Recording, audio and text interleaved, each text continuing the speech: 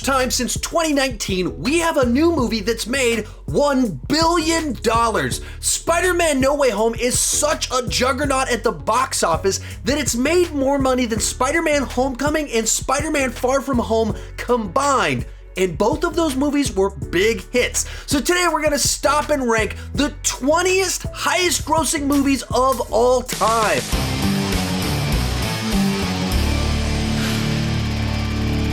And before we get started, this video is brought to you by Marvel Strike Force. Marvel Strike Force is a squad-based RPG for your tablet or phone, where you put together a team of your favorite Marvel heroes to fight to try and save the world. And one of the coolest parts of the game is that there's over 180 characters. So of course you have all the headline characters like Spider-Man, my family's favorite character in the game, but you also have all these great side characters that you can add to your team as well. There's also plenty of variety in the gameplay with multiple game modes like Blitz, Arena, Raids, and Alliance Wars. And with each battle, you can earn character shards, resources, and equipment, which makes it so you can assemble that Marvel Dream Team. And in addition to all the characters, you can head to the costume store to customize your heroes so you can go to war in style. You can change each character's costumes so you can fight with the heroes you want and look the way you want. Log in and play through in-game events with new character releases,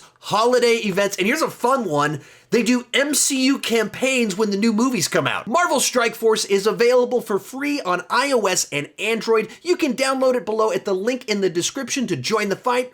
And let's get started. In last place, Jurassic World Fallen Kingdom. This is a movie that I enjoyed enough when I first saw it in the theater, but it left a really bad taste in my mouth and it's aged very poorly with me. Now, the central premise of this franchise is that someone brings dinosaurs back to life from extinction. So when you make a Jurassic Park movie about a volcano going off at the island and re-causing the extinction of the dinosaurs, you're kind of entirely missing what drew me to the franchise in the first place. Not a great plan. From there, we go to a mansion for like an auction. There's all sorts of ideas introduced about humans being cloned that are really interesting, but they don't go anywhere with them.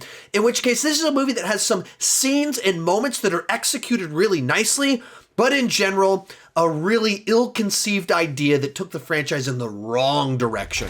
Number 19, Star Wars: The Last Jedi. Maybe the most controversial film on this list, as some people think it's the best Star Wars movie in 40 years, and a bunch of other people think it ruined their childhood and assassinated the character of Luke Skywalker. Now, I don't think it ruined my childhood, but I don't like where they took the story. I don't like what they did with Luke Skywalker. You know, that's just like your opinion, man. And I feel like they wrote themselves into a very strange corner with where this movie went. And for how much people talk about how fresh, original, and different this movie is, it has the same plot as Empire Strikes Back. It steals the throne room scene from Return of the Jedi. And so while it has some gorgeous cinematography, there are some cool action sequences. I just didn't like Rian Johnson's deconstruction of Star Wars heroes and the Jedi. Next up, The Fate of the Furious, the 8th film in the long-running Fast and the Furious franchise. And in this movie, they decided to turn the formula on its head and have the family go up against Dom. One of these ideas that probably works better in a brainstorming session than in an actual practice, because what makes these movies work is that the audience enjoys the camaraderie of the team. They have fun chemistry amongst them, in which case if you take the leader of the family out, make him the adversary, all that energy is gone. You've made a huge mistake. There's also some tonal issues here in that these movies are all pretty dumb. This one's a little bit dumber than most, and then it'll have this unbelievably stupid sequence side by side with a child's mother being murdered in cold blood. Little bit of a total inconsistency there, but I still have fun with this movie. I still think it's watchable. I just don't think it's one of the better movies in this franchise. It is one of the dumber movies in the franchise, and it's probably not a good sign when the best thing in your movie is the dynamic between Hobbs and Shaw just setting up their spin-off rather than the story itself working. Number 17, The Lion King 2019. Now, I had a great experience when I first watched this in the theater. I went to a press screening, I saw it on an IMAX screen, and because The Lion King is my favorite animated film of all time, this photorealistic CGI live-action version of it had a certain novelty as a single viewing experience. From there, I never need to see the movie ever again because the novelty only worked that one time of like, wow, this is an incredible technological wonder.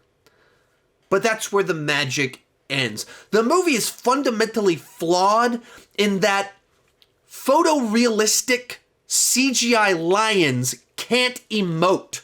They can't show emotions because lions don't show emotions the way humans do. Oops! In which case, it's a movie where every character has the same look all the time as they're speaking. They can't emote, so you can't connect with them. So much of communication is in our facial expressions, the way we move our eyes. Photorealistic lions do not do that. In which case, the central premise of the film just does not work as a full story like this without any human character to ground us. So while I did enjoy it the first time I watched it, if I'm in the mood for The Lion King, I'm just gonna watch the original.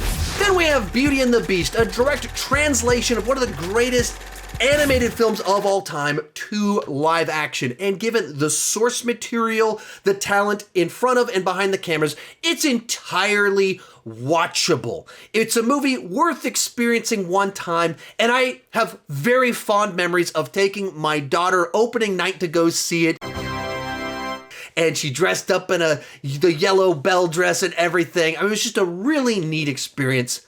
But that's kind of where the novelty ends. The movie does add some new material in. Some of it seems a little bit superfluous. Some of it feels a little bit too dark. I don't know that we needed the Black Plague introduced into Beauty and the Beast, but at least it tried to do a few things different. But once again, like with The Lion King, it's one where if I'm in the mood for this story, I'm just gonna go watch the original one. This is an interesting novelty for a single viewing, and that's where its value is. Number 15, Avengers Age of Ultron. And to be clear, I do enjoy this film. I do think it's good, but I also think it's very flawed. Joss Whedon's follow-up to the original Avengers has more of everything, more quips, more characters, more action, a bigger story, but this is also a classic example of bigger not always being better. Bogus. It's a movie that tries to have so much going on, so many moving parts, that I actually feel that this is the most confusing film in the MCU. It very frequently introduces ideas and has things happen that aren't explained until scenes later. And so, while I enjoy it, individual moments, lines of dialogue, fights are just as good as the first film, but the experience overall has kind of a diminishing returns effect. Number 14, Furious 7. When it comes to this film, it's a little bit difficult to evaluate it purely objectively because the film is so tied to the death and legacy of Paul Walker. He died before they completed the film, and they did the absolute best they could under these very difficult and emotional circumstances, and for the most part, pulled off a fitting tribute to him and his character that was a satisfying conclusion to the character's arc while having all of the ridiculous fun that you want in a Fast and the Furious movie. But at the same time, you can also tell that they were working around the fact that they didn't have one of their lead actors throughout the entire filming process. It's also a little bit of the point in time where the franchise really started going over the top, where sports cars are driving between buildings. Wow. Cars are parachuting out of planes. Wow. But at the end of the day, do I have a lot of fun watching Vin Diesel and Jason Statham on the top of a building pipe fighting? Yeah. Do I have a lot of fun watching The Rock with a minigun shooting drones in all-out war in downtown LA? Wow. Yeah, all of that's a lot of fun. Given all of the struggles with the production, I think they really did the best job they could with the pieces they had to deliver a satisfying conclusion and lots of popcorn entertainment. That brings us to Avatar, James Cameron's space set remake of Dances with Wolves, A Man Called Horse, Ferngully, Pocahontas, and The Last Samurai. This was a true technological wonder. It was a movie worth seeing in the theater, and more importantly, worth seeing in 3D. And I almost never say that on this channel. But because the plot, the character moments, the characters themselves, the beats were so familiar, it's a movie that's a great cinematic experience, but not a great film. It's a movie worth seeing, especially in the theater, but not one that you re-explore at home all that much. So I'm really hoping that given how long it's taken him to make the sequels, that the 4 Avatar sequels will come up with stories that match the technological invention of the original. Number 12, Jurassic World, or as I call it, the Taco Supreme. I like to call movies like this Taco Bell movies. They're cinematic fast food. You know they're not good for you. You know it's not fine dining, but it's still delicious, and we all like different fast food. My family likes Taco Bell, so they're Taco Bell movies to me, and this is one of the Taco Supremes, one of the great Taco Bell movies. Is it dumb? Yeah, it's dumb. If it's too dumb for you, I totally understand, and I'm not going to try and convince you the movie's good. But as for me, the idea of a movie about an actual Jurassic Park where the dinosaurs get loose while it's filled with people, I'm on board for that. The idea that they're going to create some sort of genetically engineered dinosaur monster because dinosaurs aren't interesting enough? No way! That's so stupid, it entertains me. More importantly, Chris Pratt riding on a motorcycle with velociraptors that are his pets? Totally game for that. And then, most importantly of all, Chris Pratt teaming up with velociraptors and a T-Rex to fight the dinosaur monster. I am all on board for all of that dumb fun. I can't defend it. I don't even want to try to defend it. But I do enjoy it. Number 11, Harry Potter and the Deathly Hallows Part 2. Now, I've said it many times before on my channel. I'm not like a big Harry Potter fan. That doesn't mean I'm a hater. I'm not out to get Harry Potter. I've seen all of the movies more times than I can count because everyone else in my family loves Harry Potter, but I'm not specifically a Harry Potter fan. I don't connect with the world the way I do with Star Wars, MCU, DC, things like that.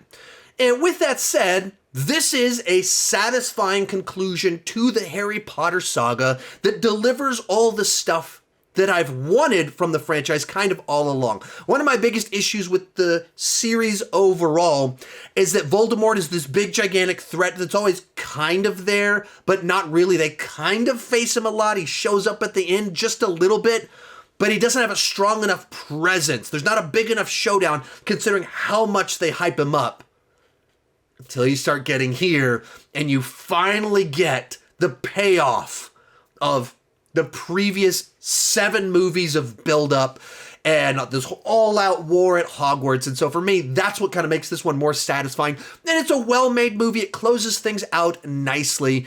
And so while I'm not like specifically a Harry Potter fan, that doesn't change the fact that this is a good conclusion, a really good conclusion to the saga. Kicking off our top 10 is Frozen with a spellbinding mix of irresistible characters, catchy songs, and actually laugh out loud funny moments.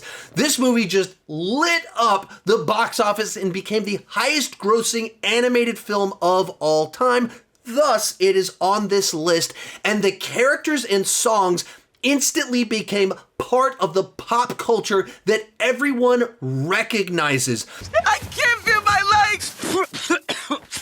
Those are my legs. Oh, hey, do me a favor, grab my butt. The songs themselves, they're memorable, quotable, and sing-alongable.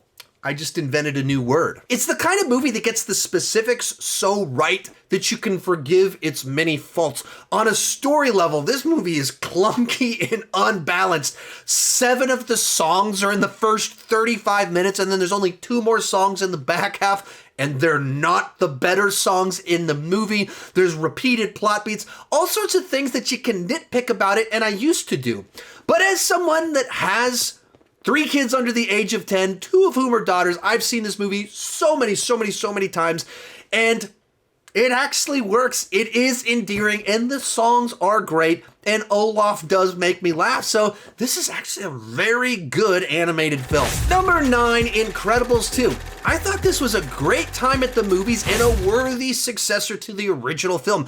Brad Bird is so good at directing movies like this, giving them a distinct style, having very well choreographed action sequences that are vibrant and exciting. And then, of course, the characters here are just fun to be around, and Jack gets some great standout moments. And this is an unpopular opinion, but I actually prefer the plot and main villain of this film to the original film. Granted, it's not as fresh, it's not as original, and I wouldn't say it's as good as the original one, but there are a lot of things about this movie that I do think are improvements over the first film. So for me, this is another great animated film. Then we have The Force Awakens, a movie that when I did a previous version of this ranking was actually several spots higher up on the list, but with the release of The Last Jedi and Rise of Skywalker, kind of hurt my enjoyment of this movie because I feel like those films just wasted so much of the potential that was set up here. And so I enjoy this movie less knowing where the plot goes. It's true. All of it. Still, with that said, in a lot of ways, I perceive of this to be the most accessible Star Wars film that probably has the most entertainment value. J.J. Abrams, his shtick is that he creates these movies that are just roller coaster rides that constantly you go up a hill and down a hill and up a hill and down a hill, and even when you're at the slow moments going back up the hill, there's always a nonstop barrage of jokes, in which case you're being entertained from beginning to end. Now, to set up his roller coaster rides, there are some conveniences, there are some contrivances with the plot to make it all work out, but at the end of the day, it's a fun Star Wars ride.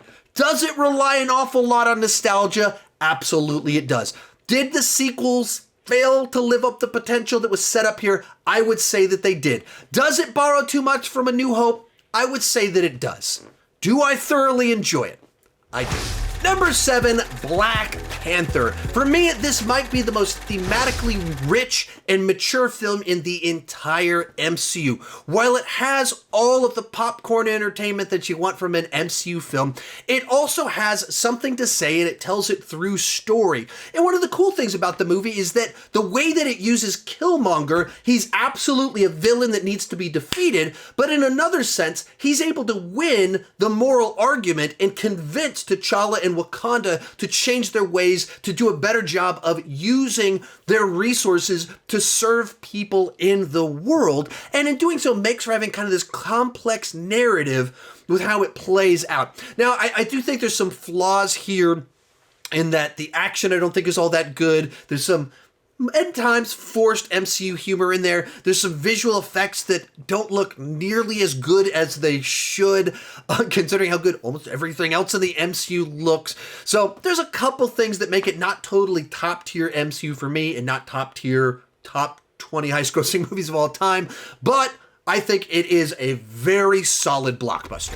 Number 6, Frozen 2. After 6 years, Anna and Elsa return, and I would say that this is a better and more balanced film. A big part of that is because the original film introduced us to all of our characters and introduced them to each other. We start the film already with our full cast of characters and then set up where they're at, the conflict in their life, and explore that throughout the course of the film. And it just makes for a better paced movie, a movie that balances the characters and their time on screen better, and it spaces out the songs better too. Also, I think the music in this movie is just as good as the movie in the previous film. The big standout one for me is Show Yourself, that I think is just a great sequence of payoff for the whole journey that Elsa has been on throughout the course of these 2 films, of her finally discovering who she is, why she is the person that she's supposed to be, and getting her own little water unicorn thing as she rides off. Just a really great sequence in the movie. So for me, this takes everything that worked about the first one and makes them all just a little bit better and balances the story more. In 5th place, Spider-Man No Way Home, the movie that sparked the creation of this video, and a movie that I went into actually kind of skeptical because I didn't like the premise that they set up in the trailers, and I was nervous about how they would do the cameos with returning characters and would it overpower things. Stop tampering with the spell. Oh my God, Ned, he's my best friend. Oh, my Aunt May should... And then the movie that I got found a way to deserve the right to do all of this incredible fan service. Now, I do have my issues with the first half of the film, but when you get into the second, it has emotional depth in it as it tells a true Spider-Man story, and where we get the completion of Tom Holland's Spider-Man origin story with the death of Aunt May and his own "with great power comes great responsibility" moment. And then, of course, you get the Spider-Man, and they did it in a way that it just worked. The Spider-Man had great chemistry on screen. Each of our returning Spider-Man gets some moment that's really funny. Actually, a lot of moments that are really funny, but also heartfelt. We get to catch up with where they're at. And then, of course, seeing the returning villains, it just worked and provided one of the most crowd-pleasing experiences I have ever had in a theater, and the most obnoxious, loud, and cheering fan experience I have ever had in a theater. And so, despite having some issues with some of the setup, it delivered by the time the credits rolled. In 4th place, The Avengers, the movie that cracked the code for how to do blockbuster superhero team-up movies. You did it! Congratulations! Going into it, I actually wasn't sure if the movie was gonna work. Joss Whedon hadn't directed a movie of this scale and size before. I didn't think the trailers were all that impressive, and then the movie itself absolutely worked. The team had amazing chemistry, and I still think to this day it has some of the best banter of the entire MCU.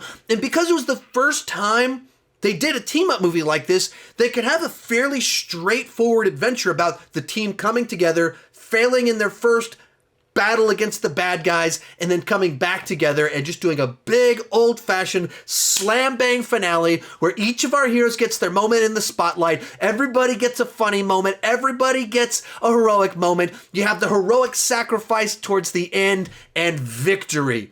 It's the formula, but it's a formula that works, and it's such a smile-inducing third act. So while it is a movie that maybe has some pacing issues in the first half, by the time you get to the end of it, you don't care. This is a great film experience.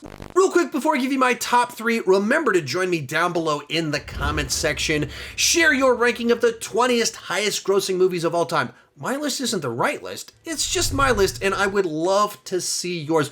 Also, I've done a bunch of other videos like this, top 10s and similar types of rankings. One of them, in fact, was my ranking of the highest grossing movie franchises of all time. You can check that out right up here when this video is over. In 3rd place, Titanic, a big, sweeping, epic film that's one part love story, one part disaster film. James Cameron knows how to take an audience to a different time and different place. I'm the king of the world!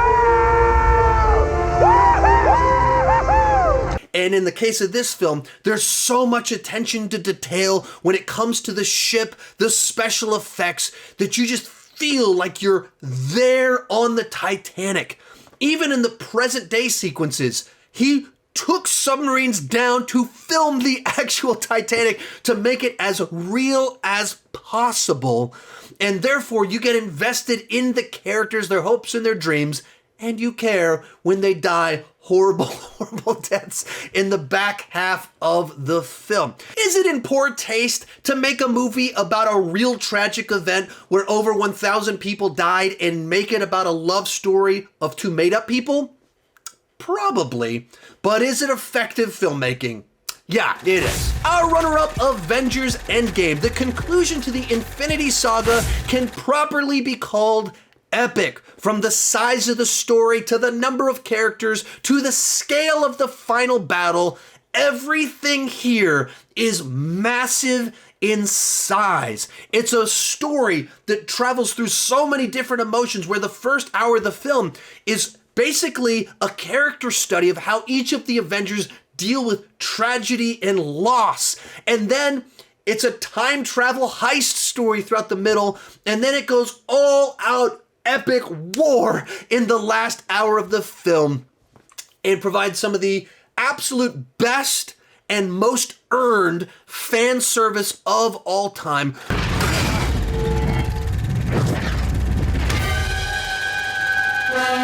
And of course, the last hour of the film is filled with just so many amazing moments that are just gifts to all of the fans of the MCU who have been paying attention throughout all the years. By the time you get to the end of it, it is just a marvelous conclusion to this saga. But coming in at number 1 is Avengers Infinity War, and for me, one of the great achievements in the superhero genre, where they were able to take all of these different characters, all of these different mini franchises inside of the MCU as a whole, and bring them together and tell a coherent story that balances all the characters and just delivers so many great moments and sequences. Whether you're talking about just the banter between characters finally meeting each other. I'm Peter, by the way. Doctor Strange. Oh, you're using your made-up names. I'm SpiderMan then. Or multiple massive action sequences. All of it works. All of it pays off. And then it's a movie brave enough to let the villain win. I think this movie does tell a complete story about the quest to get the Infinity Stones, and the heroes lost. Thanos got them. Thor didn't go for the head.